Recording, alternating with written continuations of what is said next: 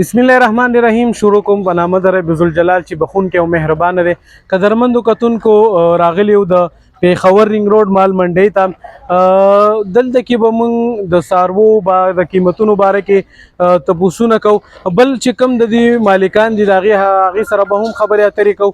بل د دې نه علاوه چې کوم د خریداران دي منډۍ ته راغلي دي هغې سره به هم خبرې اترې کوو. نو چېرته هم مه ځئ، موږ سره اوسئ.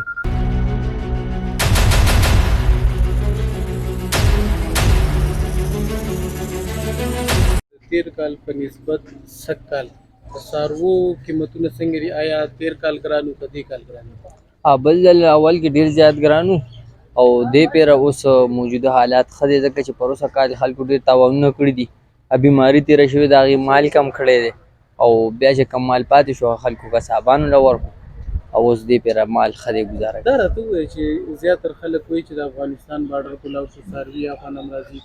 آیا بعضې د پېښور منډیانو کې چې کوم غټ څاروي دي د هغې قیمتونه ګران شي پوه شوې ارزان دي د دې حوالې او انډیان هم مال دلته راوړي او دلته نه بیا چې کوم مضبوط څاروي ښه څاروي دي هغه بیا کابل ته روان دي.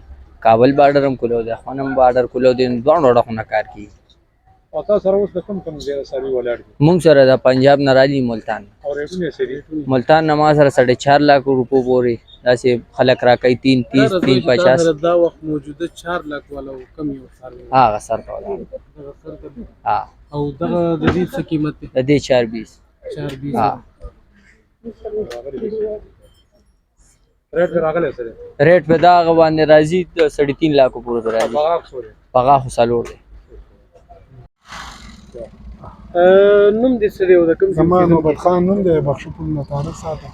او څنګه څاروي ماروي دې خوښ شو که نه؟ یاره بس دا دې ګرځي په دې ګرمۍ کې څه وایي منډۍ څه وایي قیمتونه څنګه دي؟ قیمتونه خو ډېر د پروس کال نه ډېر ګران دي او کم از کم 50% 75% به لږ ګران دي. دا راته ووایه چې لکه څنګه تاسو وایئ چې ګراني ډېره زیاته ده، آیا سږ کال به زیاتره خلک قرباني وکړي که نه؟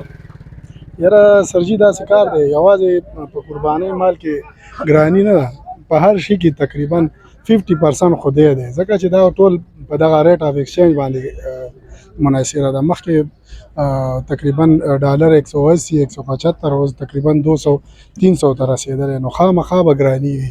نو یو دا قربانۍ مال شی خو نه دی، هر شی ګران دی جي. نو بس اول موږ د چې کوم د څاروو مالکان دي هغې سره هم تپوسونه وکړل. هغې ووایي چې دا سږ کال کوم قیمتونه دي د څاروو هغه بې انتهایي زیات دي. او بل د دې نه علاوه چې کوم سوداګر راغلي وو، کوم د قربانۍ څاروي اخیستلو دپاره خلک راغلي وو، هغې هم خبرې وکړې او دغې پیش کړه چې یاره ډېر ورپسې وګرځېدو، ستړي شو، دویمه درېیمه ورځ ده چې مسلسل ورپسې راځو، خو د څاروو چې کوم قیمتونه اوچت دي هغه قیمتونه تر اوسه پورې کم نه شو. د خپل کیمرامین محمد کامران سره ماله اجازت راکوي. د دوی الله